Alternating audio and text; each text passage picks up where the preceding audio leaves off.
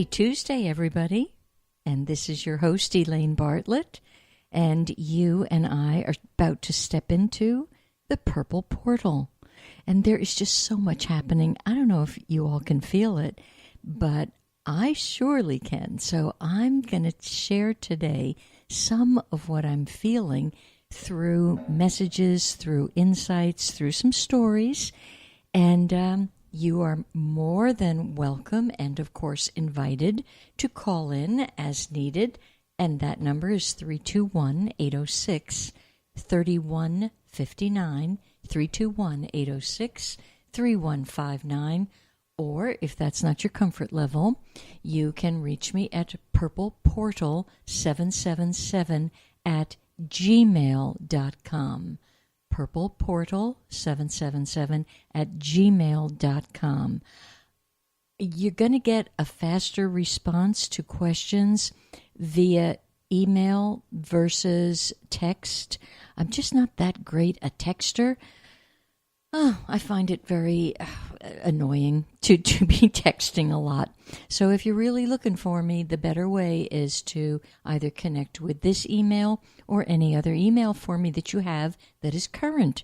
Because as many of you know, since I've moved around a great deal over the last several years, who knows what's appropriate. But you do have healthy, happy ways to reach me. So it's up to you to take advantage of that. Okay, one of the first things is, I do have a message. Listen up. This message is about your footprints, your energetic, esoteric, ethereal footprints. You know, every word you utter, every thought you think is leaving a lasting effect, not only on the planet, but in the energy field surrounding the planet. So I'd like you to start looking at your own footprint. Are you leaving a positive effect on the planet? Or is your footprint so muddied and so distorted that no one would want to walk in your footsteps? Have you ever walked behind someone on a busy street and all of a sudden you unconsciously change your pattern so you are not walking in their footsteps? Pay attention to that. They probably are very filled with negative thoughts or disruptive, or angry, whatever. Don't walk in somebody else's footprints, number one. Make your own footprints. But they should be filled with an energy field that you would be happy to have someone else walk in those prints. You know, the footprints have to do with you creating the divine plan that you set out for yourself before you came here. And that's what your footprints are all about, but you can change those footprints anytime you wish. Your daydreams, these are part of your creation of your footprints. Sitting in a chair rocking for a few hours, that's your participation in making your own footprints. And right now, holy smokes, the time is ripe, it's probably overripe, to take the necessary steps to set your life in motion correctly. So pay attention to your footprints. It's very interesting. You know, I live near the water, I live near the ocean, so it's easy for me to go and walk next to the ocean and watch how quickly a set of footprints is absolutely washed away.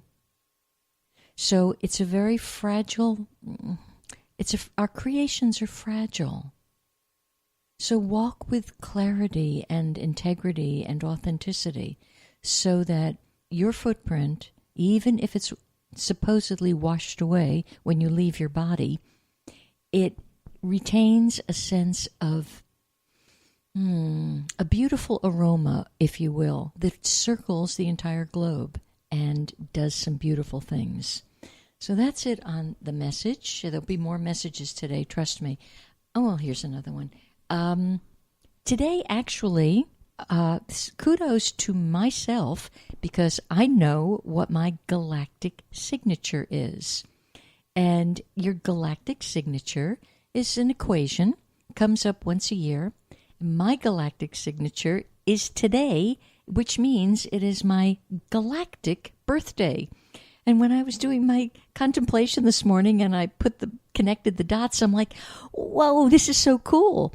And it made me go back into the understanding of my soul signature from a galactic point of view and actually become more dedicated, more aware, more alive, more involved in it. And so what the heck is today? Today is called a red galactic dragon. And when you actually know your soul signature, one of the interesting things is I'm looking at some of the paperwork right now, it actually involves, the red dragon involves throat energy. And here I am using my throat. It's always been very, very important to me. I've always paid attention to how I use my throat and my words. Well, now I know why. It's part of my signature.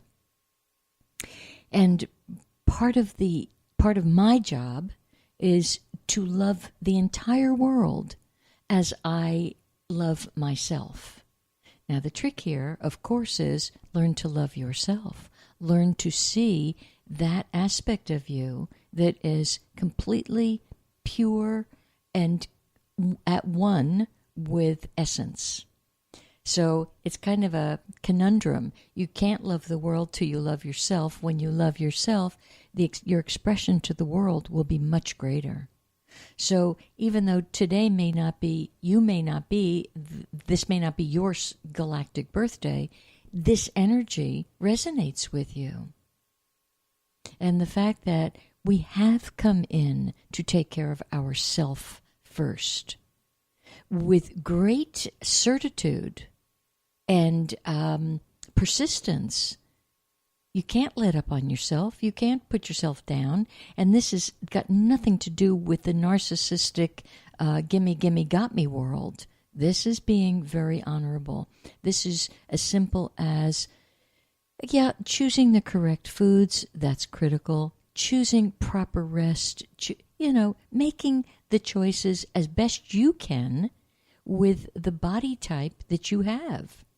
If you've chosen to experience a body, for example, that is wheelchair bound or somewhat incapacitated, well, you don't have to pay attention to the memo. You're going to be running around the block 5 times a day. That memo's not for you. So it's discernment. And it's finding out what is your critical role. What do you want to do here? And the red dragon, here's a beautiful statement. The red dragon assures us that the universe is always conspiring on my behalf and on your behalf. And how often do we make a terrible judgment that the universe, they're all screwed up. They don't know what they're doing. No, this is saying, hey, the red dragon is the initiator. It's the energy field that says, first breath, impulse of life. Dare to go out and sit on that new limb. It might be lonely, but go and dare to sit there. And that's today's energy for every one of you. Dare to birth a sense of new beginnings. Embrace a new way of seeing something. And understand that every single moment is a new creation. And here's a wonderful quote from one of the Maharishis. When thinking stops, being takes over. And man, is that ever true. And the galactic part of today is, find the best way to lead your ideal life. What is that about? With authenticity and integrity. I had to get a new set of tires yesterday for my car. I'm not exactly a mechanic, to say the least. I'm still uncomfortable and unfamiliar with places to go in this new territory that I'm exploring. And so I found the place for the tires and then asked the next question, has there been an alignment? No, we don't do that, but you should take it for that shortly. Okay. And I look at the guy and I said, I'm new. I need a place with integrity and they're honorable. Now, there was another, his own manager was standing right next to him. There was this exchange of looks back and forth that was so telling because they both understood that I was asking for something very unusual. Nobody seems to ask for this anymore. And you know what?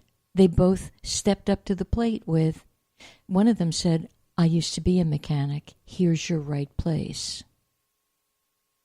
So it's very interesting. It's kind of like this subtle undercurrent, this groundswell of not all of us, many of us wanting to get back to point me to honorable, point me to ethical, point me to integrity filled.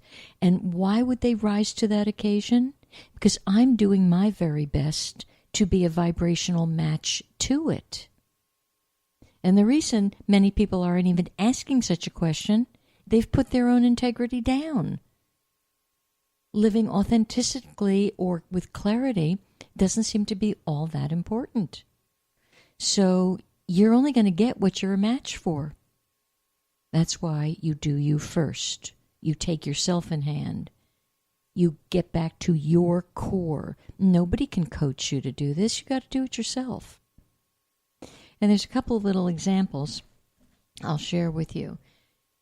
You know, some of you who heard me last week, you know I spoke about the gene keys, and I mentioned that I have a couple of copies for sale.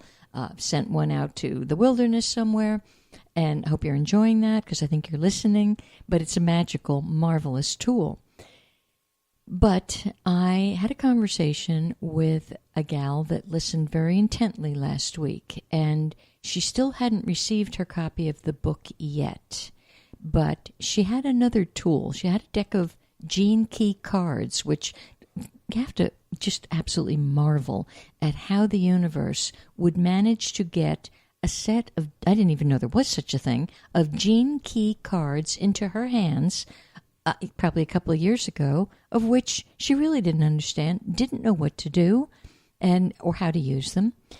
Well, after my instructions of how you can go on that website for free and get a copy of your profile so you know what your keys are, she did that. Now, this beautiful soul, she's learned the word very well, contemplation. So she spent time and she contemplated her main key. Now, in her case, she apparently has felt, because of a parent, or maybe both parents, very victimized. And I know a bit of her story. And I would tell you, by all observations, I'd call that victimized. There was abuse and not nice things happening with one of the parents. You can't sugarcoat that. You can't pretend it didn't happen. But what the gene keys allowed this beautiful soul to do was go very deeply into every single word that she could possibly absorb, and then take her part in accountability and her part in judgment against and unforgiveness, and shut down, because she had shut down this particular parent. The parent happens to be a male parent, so she just shut him down. And I had spoken to her a couple of times. There was no way she could have moved through that. The energy was too painful, no matter how she tried to approach it. But whatever happened,